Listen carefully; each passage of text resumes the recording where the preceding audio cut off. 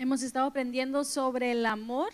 La semana pasada vimos el amor a nosotros mismos, hemos visto sobre el amor a Dios, el amor al prójimo, y hoy vamos a ver lo que dice Primera de Corintios capítulo 13 sobre el amor. Veremos qué es el amor. Quizás estoy segura que ya has leído Primera de Corintios capítulo 13, pero lo vamos a leer, vamos a ver los versículos 4 al 8. Lo tengo en la traducción lenguaje actual para poder entenderlo en nuestro lenguaje un poquito más común.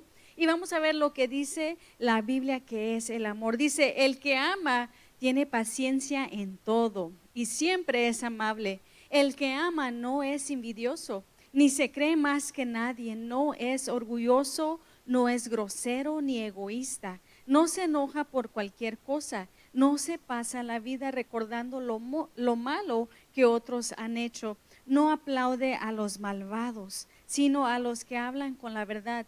El que ama es capaz de aguantarlo todo, de creerlo todo, de esperarlo todo, de soportarlo todo. Solo el amor vive para siempre. Entonces, de acuerdo a este versículo, vamos a estar viendo la descripción del amor como lo dice Pablo. Y vamos a ver, la persona que posee el amor ágape debe demostrar estas características. Entonces, hemos visto, ¿verdad?, que debemos de amar a Dios, debemos de amar a nuestro prójimo, debemos de amarnos a nosotros mismos, pero bueno, ¿de qué manera o de qué forma? Y es de esta manera que lo dice aquí Pablo. Comenzamos, lo primero dice, el que ama tiene ¿qué?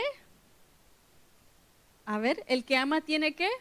Paciencia. Esa es la primera cosa que dice el apóstol Pablo, ¿verdad? Que debe tener la persona que ama. Dice, la persona que ama tiene paciencia en todo. Te pregunto en esta noche, ¿eres tú una persona paciente?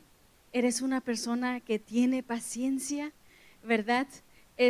Anoche estaba estudiando el tema y dije, sería bueno hacer como un examen de paciencia, ¿verdad? Vamos, y dije, comencé a buscar los exámenes de paciencia. ¿Y qué crees? Que se me murió la paciencia buscando exámenes de paciencia, ¿verdad? No los podía encontrar. Y luego un examen que sí vi decía, bueno, dice, te vamos a dar la respuesta, pero tienes que esperar 10 segundos. Y yo así como, no, mejor, no, ¿verdad? Pero tenemos que practicar la paciencia. Paciencia es tener un amor pasivo, un amor constante. El amor paciente es uno que nunca pierde la esperanza. El amor paciente podemos verlo, por ejemplo, en una pareja, ¿verdad? Cuando el esposo o la esposa está quizás enferma, tiene quizás un diagnóstico médico muy malo, puede ser que tiene cáncer. Un amor paciente es un cónyuge, ¿verdad?, que está ahí atendiendo a esa persona cuando está mal, cuando se siente enfermo, cuando tiene que ir a las citas, ¿verdad?, de doctor, o que tienen que limpiarles por algo que ha estado sucediendo médicamente. Ese es tener ese amor paciente, ese amor que espera. Igual el amor de una madre o un padre a sus hijos, ¿verdad? Tener esa paciencia con ellos mientras aprenden ciertas cosas, aprenden cómo avisar para ir al baño, o aún al otro lado, ¿verdad? De hijos hacia sus padres también. Quizás ya cuando llegan a una tercera edad, ¿verdad?, a tener que atenderlos, a otra vez revivir esos tiempos de cuando eran como si fueran niños todavía. Entonces ese es el amor paciente, el amor que es constante. Y leí una historia que quiero compartir contigo. Dice que un día estaba un padre joven empujando la carriola con su bebé.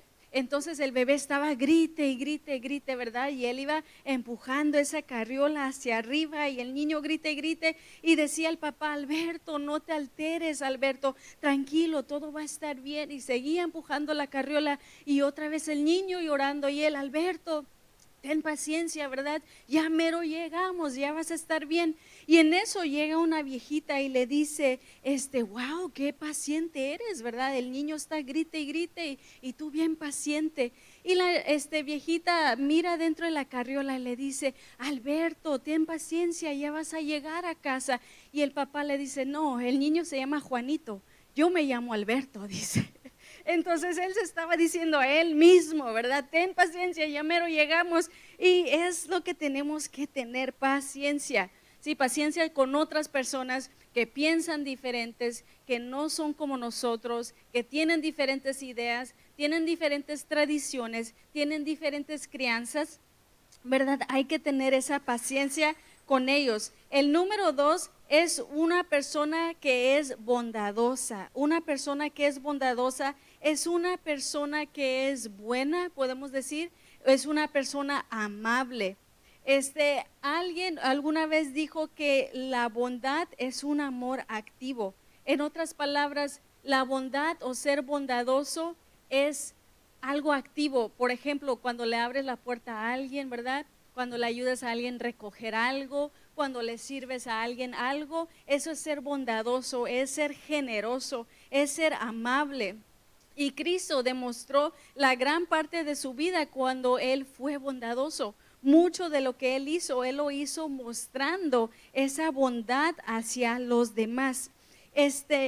Alguien dijo que lo máximo que pueda hacer el ser humano por su Padre Celestial es ser bondadoso con los otros hijos de Dios. Entonces lo mejor que podemos ser hacia Dios, porque Él ha sido bueno con nosotros, ha sido amable con nosotros, es nosotros ser amables también con sus otros hijos.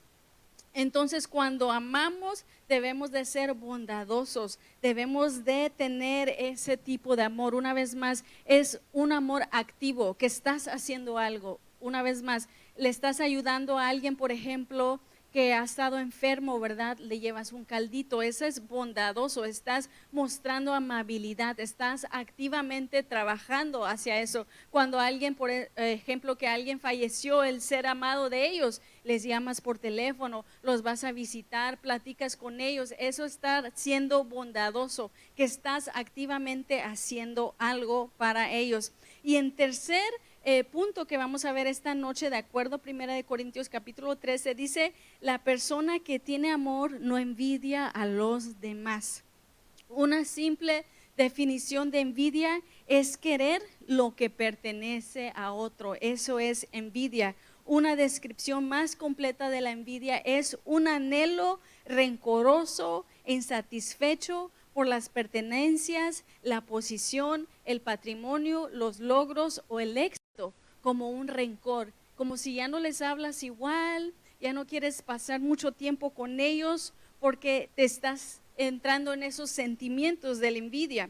Ahora, a veces muchas personas confunden la envidia con los celos. Y son dos cosas diferentes, parecieran iguales, pero son diferentes. La envidia es una reacción a la falta que tienes. Entonces tú vas a envidiar porque alguien tiene y tú no tienes. Pero los celos son una reacción al miedo o a la amenaza de perder algo o muchas veces a alguien que nosotros poseemos. Entonces, celos es cuando tú ya tienes algo y tienes miedo que te lo vayan a quitar. Y la envidia es cuando no tienes algo y lo quieres, ¿verdad? Lo vemos quizás en esos ejemplos de los niños, ¿verdad? Es mi juguete, es mío, todo es mío, todo es mío. Entonces vemos esa diferencia. La envidia es la angustia o el resentimiento que sentimos cuando otros tienen lo que nosotros no tenemos, la casa, el carro, la posición, ¿verdad? Ciertas cosas que quisiéramos tener. Los celos son la sensación, una vez más, de temor o sospecha que sentimos cuando nos pueden quitar lo que tenemos. Ahora, si vemos en la Biblia, ¿cuál es el primer caso de envidia? ¿Sabes cuál es? Correcto, Caín y Abel, ese era el primer caso, las primeras personas en las que vemos ese ejemplo de la envidia, porque Caín, el hermano mayor, mató a Abel por envidia. ¿Por qué? Porque Dios vio con buenos ojos al sacrificio del hermano menor, entonces él dijo, ¿cómo es que él tiene favor de Dios, verdad? Y yo no. Y él quiso eso, entonces estuvo la envidia. Otros ejemplos es cuando vemos a Esaú. Le tuvo envidia a su hermano Jacob por la bendición que le había dado su padre Isaac. Una vez más, ¿verdad? ¿Por qué él recibió la bendición de mi padre y yo no? Otro ejemplo es Raquel, dice la Biblia que le tuvo envidia a su hermana Lea porque ella le dio luz a los hijos de Jacob mientras Raquel no podía tener hijos. Otro ejemplo es Saúl, que le tuvo envidia a David por su éxito en la batalla. Y los líderes judíos mandaron a arrestar a Jesús porque sentían envidia. Entonces la pregunta es, ¿de dónde viene la envidia? Cuando leemos la Biblia nos dice que la envidia nace en el corazón. Ahí es donde comienza todo. Entonces, no podemos tener amor si adentro de nuestro corazón hay esos sentimientos. Marcos capítulo 7, los versículos 20 al 23, aunque también decía, lo que contamina es lo que sale de la persona, porque de adentro del corazón humano salen los malos pensamientos, la inmoralidad sexual, los robos, los homicidios, los adulterios, las avaricias, las maldades, el engaño, la lujuria, la envidia, la calumnia, la soberbia y la insensatez. Todos estos males vienen de adentro y contaminan a la persona. Entonces, en toda esa lista de cosas que vimos, ahí está la envidia. Dice que viene de nuestro corazón. Entonces nosotros no debemos de tener la envidia a nuestros hermanos en la fe y a nadie más. El amor de Cristo está libre de esos deseos y nosotros como cristianos debemos de renunciar a ello. Primera de Pedro capítulo 2, el versículo 1 dice, por lo tanto, desechen toda clase de maldad, todo engaño y hipocresía, envidias y toda clase de calumnia.